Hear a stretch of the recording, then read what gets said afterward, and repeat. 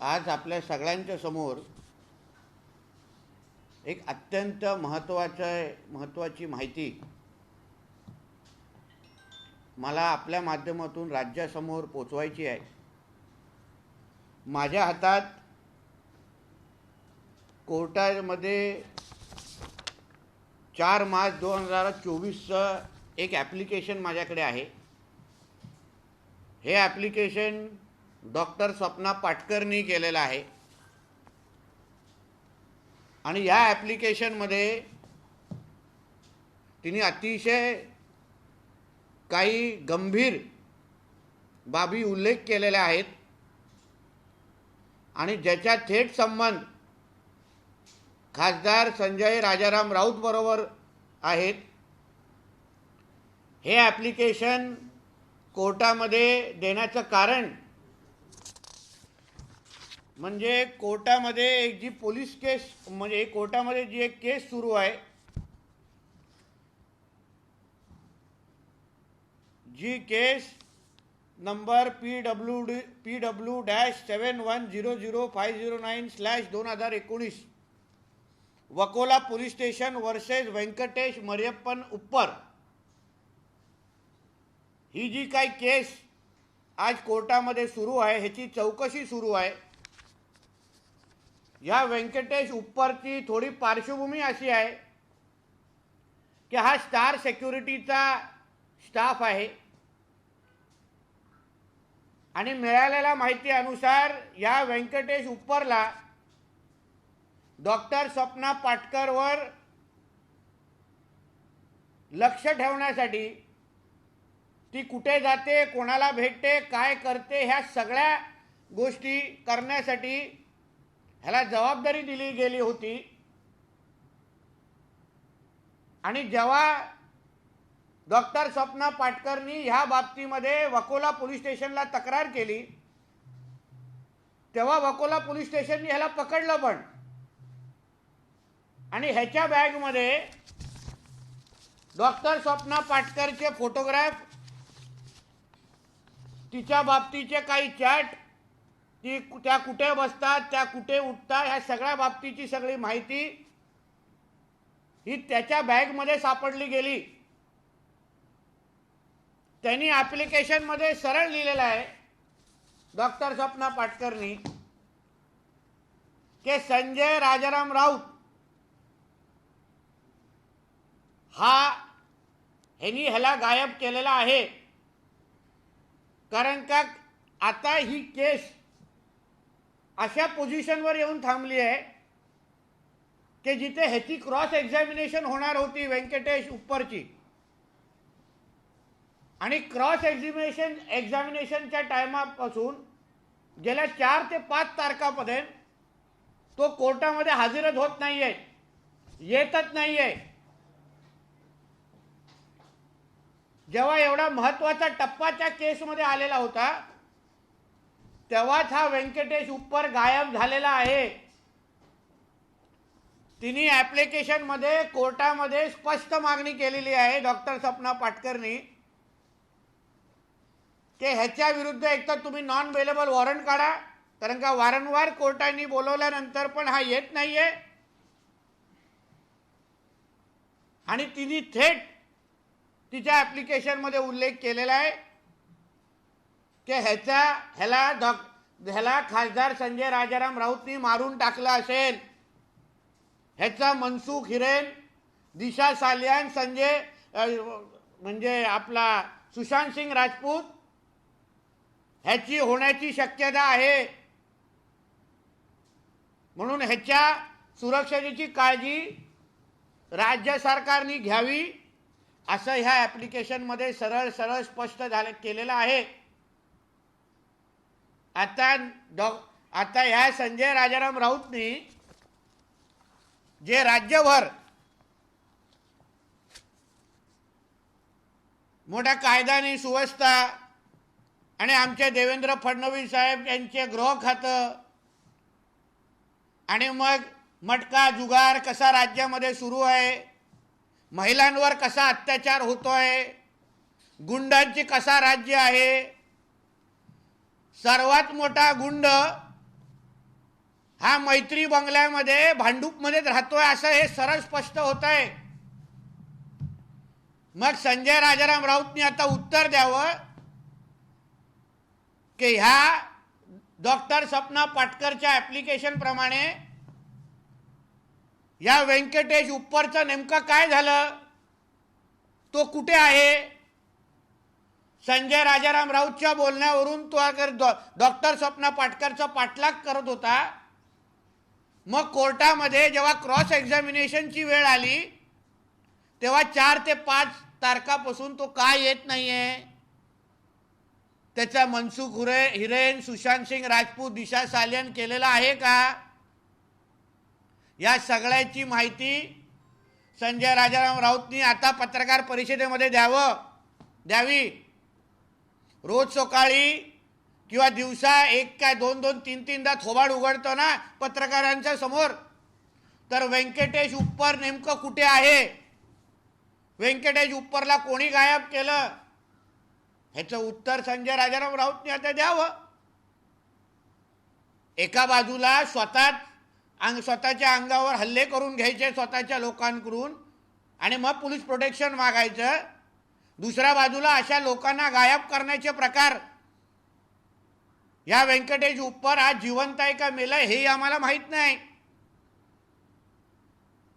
आणि मग दुसऱ्या बाजूने महाविकास आघाडीचे ह्यांचे नेते मंडळी, ह्यांचे सहकारी कायदा आणि सुव्यवस्थेवर बोंबला मारायच्या, आमच्या गृहमंत्री साहेबांवर, आमच्या देवेंद्र फडणवीस साहेबांवर टीका करायची. अरे तुमचे हात खुनाने बरबटलेले आहेत. असत त्या मनसुख हिरेन जेव्हा तो काही बोलणार होता असत त्या पद्धतीने त्याला मारून टाकला. महाविकास आघाडी आणि उद्धव ठाकरे मुख्यमंत्री असताना असाच तो सुशांत सिंग राजपूत 14 जूनला काहीतरी बोलणार होता, त्याच्या अगोदर 13 जूनला त्याला मारून टाकला. आणि आता या व्यंकटेश उप्पर जेव्हा क्रॉस एक्झामिनेशनच्या वेळी संजय राजाराम राऊतचं नाव घेण्याची शक्यता होती तेव्हा त्याला गायब करून टाकलेला आहे. मी आत्ताही बोलतो की अगर आम्ही खोटं बोलत असू तर चला उद्याची सकाळची पत्रकार परिषद व्यंकटेश उप्परला बाजूला बसून त्यांनी संजय राजाराम राऊतनी घ्यावी. सांगावं हा बघा हा जिवंत आहे, हा माझ्या बाजूला आहे, हा जाईल पुढच्या तारखेला, सांगून टाकावं. आम्ही गप्प बसतो, आम्ही शांत बसतो, आम्हाला काय फिकीर नाही, मग आम्ही नाही काय बोलणार. म्हणून ह्या बाबतीची स्पष्टता आणि खुलासा संजय राजाराम राऊतनी करावा की व्यंकटेश उप्पर नेमकं कुठे आहे, तो जिवंत आहे काय मेलाय, या बाबतीची माहिती महाराष्ट्राला द्यावी. धन्यवाद.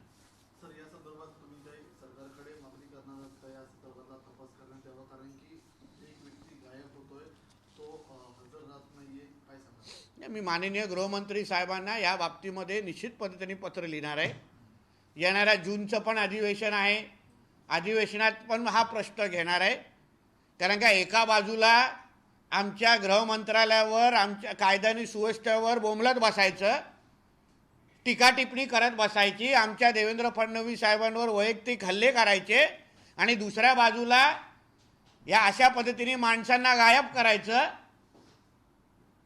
त्यांना खून केला आहे की नाही हे कदाचित ह्याची शक्यता असू शकते. म्हणून ह्या बाबतीमध्ये मी चौकशीची मागणी निश्चित पद्धतीने करणार.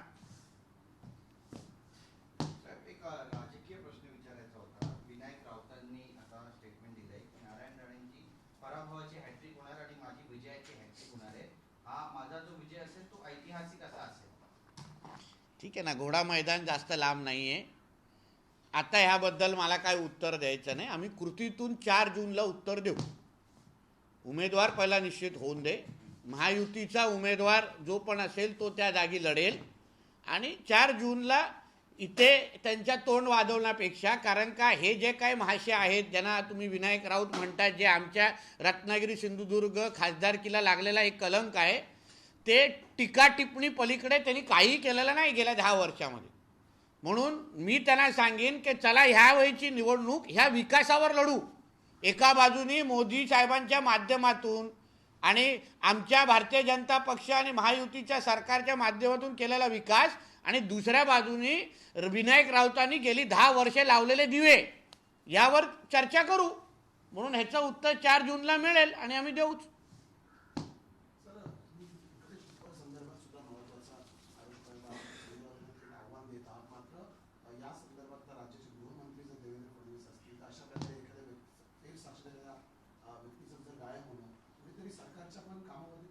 नाही ना, मग मुद्दा प्रश्न मला तोच विचारायचा ना, का हा थेट संजय राऊतशी निगडीत आहे. संजय राऊतांनी त्याला दाबून ठेवलं आहे, कारण का हेच ॲप्लिकेशन डॉक्टर स्वप्ना पाटकरनी कोर्टात केलेलं आहे. ते नेमकं तो का येत नाही आहे, कोर्टाने समन्स बजावले आहेत, वॉरंट काढलं आहे, तरी तो येत नाही आहे. म्हणजे नेमकं पहिलं उत्तर संजय राजाराम राऊतनी द्यावं ना आम्हाला, काय नेमकं तो आहे, मेला आहे का जिवंत आहे, आणि मग आमचं गृह मंत्रालय कसं काम करतं ना हे निश्चित पद्धतीने बघू, कारण कोर्टाचे वारंवार समन्स निघालेले आहेत.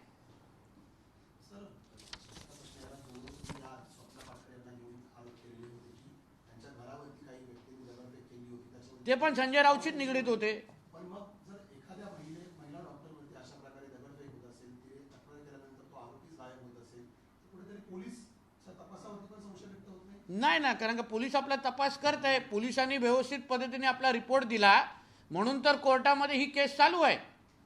हां, त्याला 7 महिन्यांनी तेव्हा बेल मिळाली आणि मग तो कोर्टामध्ये ही केस ॲप्लिकेशन झाली. आता तो कोर्टाच्या समन्सप्रमाणे अगर हजर होत नसेल तर पोलिसांचं कुठे राहतं, हा कोर्ट केसचा विषय आहे. जेव्हा पोलिसाच्या दायऱ्यामध्ये येईल तेव्हा पोलीस आपलं काम करेल. हा जेव्हा एका केस जेव्हा कोर्टात जाते तेव्हा कोर्टाने, म्हणून तो कोर्ट त्याला वारंवार बोलतो, क्रॉस एक्झामिनेशनपर्यंत ही केस गेलेली आहे आणि तो गायब झालेला आहे.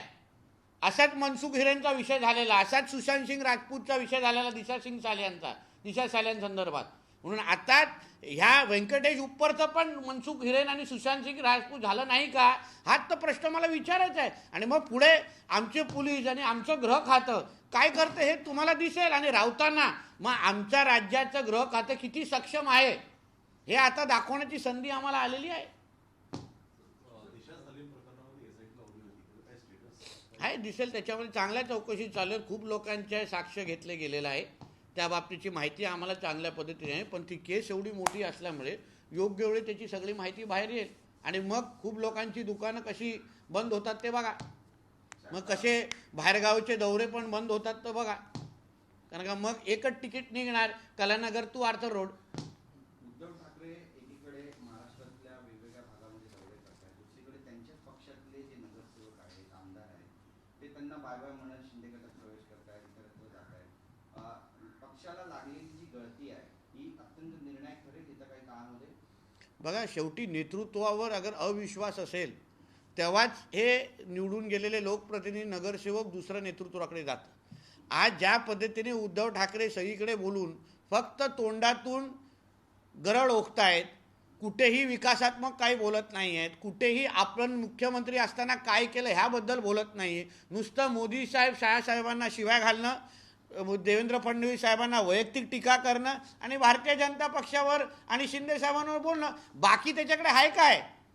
उद्धव ठाकरे म्हणजे ओसाड गावाचा पाटील आहे, बाकी त्याच्या दुकानामध्ये काहीच राहिलेलं नाही आहे आता. म्हणून त्यांच्या सभांना मिळणारा प्रतिसाद कुठे आहे, कधी तुम्ही पब्लिक चुकून तरी दाखवा, मागच्या सगळ्या खुर्च्या खाली असतात. म्हणून त्याच्या ह्या फिरण्याने जसं राहुल गांधीच्या भारत जोडो यात्रेने आम्हाला फायदा झाला, तसं उद्धव ठाकरेच्या राज्याच्या दौऱ्याने आम्हालाच फायदा होतोय, कारण ते परत कलानगरपर्यंत पोचेपर्यंत एक आमदार शिंदेकडे जातोय. म्हणून फिरत राहावं त्यांनी बाहेर, चांगली गोष्ट आहे. यापूर्वीच म्हणाला होता की आता जनापसेना झालेली आहे. हां हां, सुनतापून झाला आहे आणि जनाब पण झालेला आहे. छत्रपती शिवाजी महाराज पार्काची सभा झाली इंडिया आघाडीची, त्यामध्ये त्यांनी माझ्या तमाम हिंदू बांधवांनो हा शब्द जाणीवपूर्वक वगळला आहे. जाणीवपूर्वक नाही, ज्या माणसाचा सुनताहून धर्मांतर झालं असेल तर तो त्याच्या धर्माशीच तो हे होणार की नाही, निष्ठा दाखवणार की नाही. आता फक्त रोजा ठेवणंच बाकी आहे, आता फक्त 5 वक्तची नमाज पडणंच बाकी आहे, काही नाही झालं तरी मदरसामध्ये शिकवायला तरी जाईल, तेवढंच बाकी आहे. कारण का 4 जून नंतर ह्यांना काय काम राहणार नाही. कुठल्या तरी मस्जिदीमध्ये, कुठल्या तरी मदरसामध्ये लहान मुलांना शिकवताना उद्धव ठाकरे तुम्हाला टोपी आणि अर्धी दाढी करताना दिसेल, तेवढंच राहिलं आहे आता.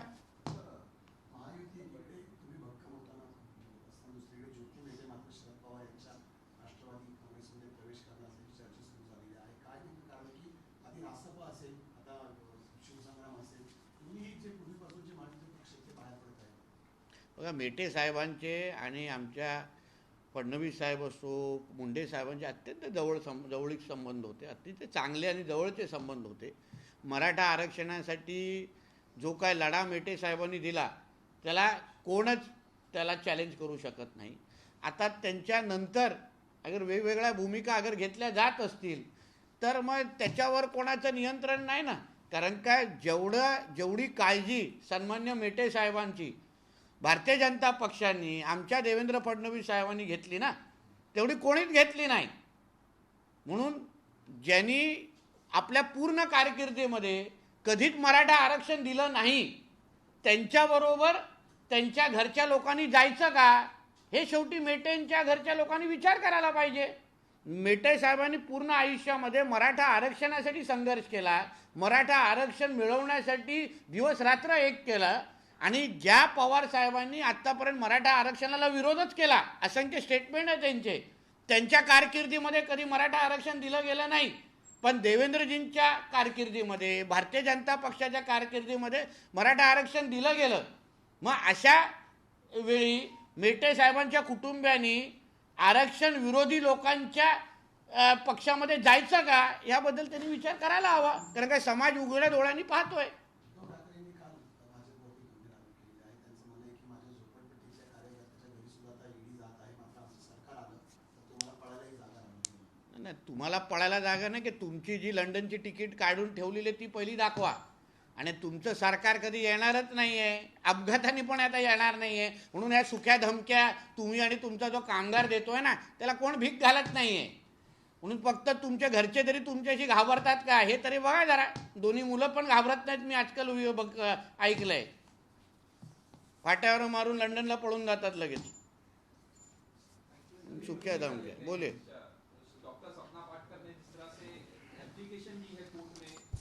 देखिए, डॉक्टर सपना पाटकर ने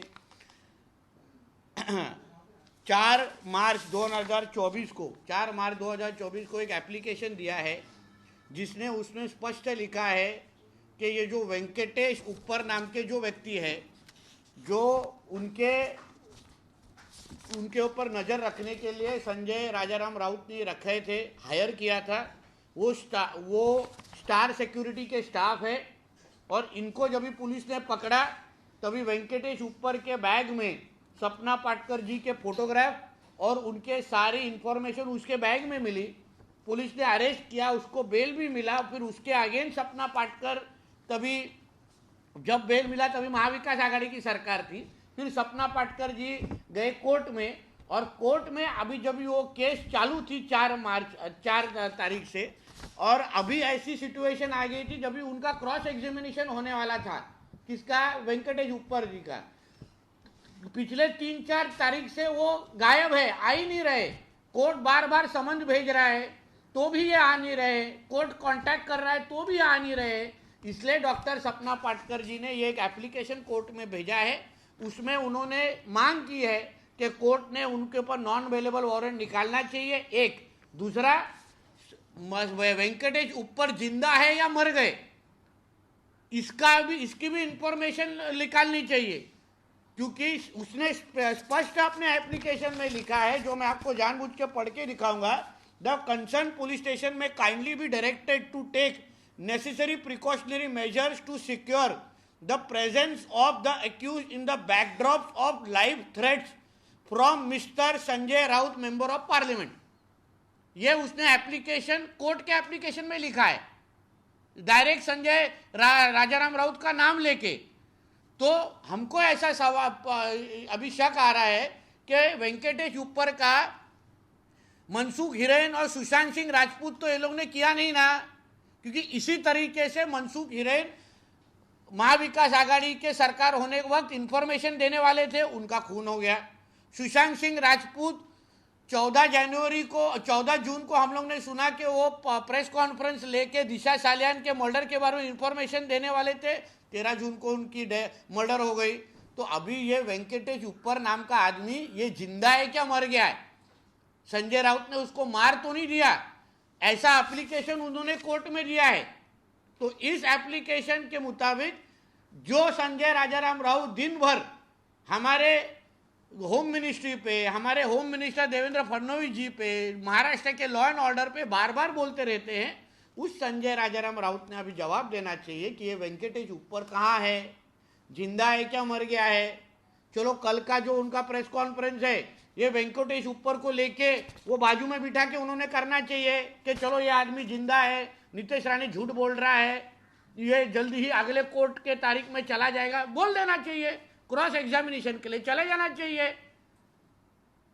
इसलिए ये सारी इंफॉर्मेशन मैं आपके माध्यम से क्योंकि जो आदमी, जो महाविकास आघाड़ी दिन भर महाराष्ट्र में लॉ एंड ऑर्डर नहीं है, महाराष्ट्र के गृह मंत्री को राजीनामा देना चाहिए, रेजिग्नेशन देना, जो बोलते रहते वो खुद ही मर्डर के हाथ में मर्डर में उनका हाथ दिख रहा है। आदमी को गायब किया गया है, आदमी कहाँ है ना उनके घर वालों को मालूम है, ना कोर्ट में अभी तक वो हाजिर हो रहा है। तो ये सारी की इंफॉर्मेशन मैं आज महाराष्ट्र के सामने दूंगा। कुछ दिनों के बाद तक अगर इंफॉर्मेशन बाहर नहीं आई तो मैं हमारे होम मिनिस्टर जी को मैं पत्र लिखने वाला हूं कि इस बारे में आप एसआईटी चाहिए तो लगाइए, इंक्वायरी इन्वेस्टिगेशन कीजिए, और मैं आने वाले जून के अधिवेशन में ये विषय जरूर उठाऊंगा और वेंकटेश अय्यर को न्याय देने की कोशिश करूंगा। सर एक और सवाल है, जिस तरह से राज ठाकरे अमित शाह से मिलके आए, उसके बाद उद्धव ठाकरे का बयान आया कि ठाकरे नाम चुराने का ये पूरी साजिश है, जिस तरह से पवार वर्सेस पवार, ठाकरे वर्सेस ठाकरे करने का, किस तरह से? अभी राज ठाकरे जी क्या है, 2 साल का बच्चे नहीं है, उनको समझता है उनके लिए अच्छा है क्या बुरा है। और उद्धव ठाकरे जी कहीं भी जाएंगे तो भी उसके ऊपर कोई बोलना नहीं चाहिए। वो पहले बीजेपी के साथ जाए, अभी मुंह काला करने के लिए कांग्रेस के साथ जाए, तो कोई नहीं बोलना चाहिए। मगर राज साहब ने कुछ भी डिसीजन लिया तो इनको मिर्ची लगती है ना। और इसलिए उद्धव जी को भी बोलूँगा, आपके में जो 18 खासदार चुन के आए थे ना, वो मोदी जी के नाम पे चुन के आए थे। हाँ, और अभी आप 18 क्या 8 खासदार 8 सांसद चुन के ला के दिखाइए। इसलिए ये सारी जो ढोकली बातें हैं ना, उद्धव ठाकरे ने बंद कर देनी चाहिए। एक मराठी पत्रकार उद्धव ठाकरेंचा आरोप होता की ठाकरेंशिवाय महाराष्ट्रात भागू शकत नाही, भाजपला दुसरा ठाकरे चोरली. बरोबर आहे. म्हणजे 2014 आणि 19ला मोदीजींच्याच नावाने ह्यांनी 18 खासदार निवडून आणलेले. मोदीजींचेच फोटो लावायचे, तेव्हा ठाकरेंचा फोटो नुसता लावून नाही निवडून आणलेलं. म्हणून आता पण जे काय होत चाललंय ना ते मोदीजींच्याच नावाने आहे. म्हणून उगाच, आणि ठाकरे नावाला कलंक कोण असेल तर त्याचं नाव उद्धव ठाकरे आहे. कारण का त्यांनी आपल्या उभ्या आयुष्यामध्ये बाळासाहेबांनी जेवढी सन्मान कमवला तो पूर्ण मातीत टाकण्याचं काम ह्या उद्धव ठाकरेंनी केलेलं आहे. म्हणून त्यांनी ठाकरे नाव सोडून द्यावं, उद्धव गांधी लावून टाकावं ना अधिकृत. मेरा नाम उद्धव गांधी है, मैं गांधी के 10 जनपद पे जाके चाय बेचता हूँ, मैं उधर कांदे पोहे भी बनाता हूँ, बोल देना चाहिए माझं नाव उद्धव गांधी आहे, माझ्या नावाने मतदान द्या आणि बोलून मोकळे व्हा ना. कोण थांबवतोय तुम्हाला? हिंदुत्वाचा अजेंडा तुम्हाला वाटतं उद्धव ठाकरेंपेक्षा राज ठाकरे आधी नाही, माझा हिंदुत्वाचा अजेंडापेक्षा हा हिंदू राष्ट्र आहे, इथे हिंदूंचंच हित बघितलं जातं. आणि म्हणून आमच्या भारतामध्ये हिंदू राष्ट्र असल्यामुळे जे जे हिंदुत्वाच्या बाजूने उभे राहतील त्याच्यामुळे आपल्या देशाच्या समस्त हिंदू समाजालाच मदत होणार आहे, त्यांची ताकद वाढणार आहे. म्हणून हिंदुत्वाच्या नावाने जेवढे पक्ष एकत्र येत असतील, जे जे विचाराचे लोक एकत्र असतील त्यांचं आम्ही स्वागतच करतो.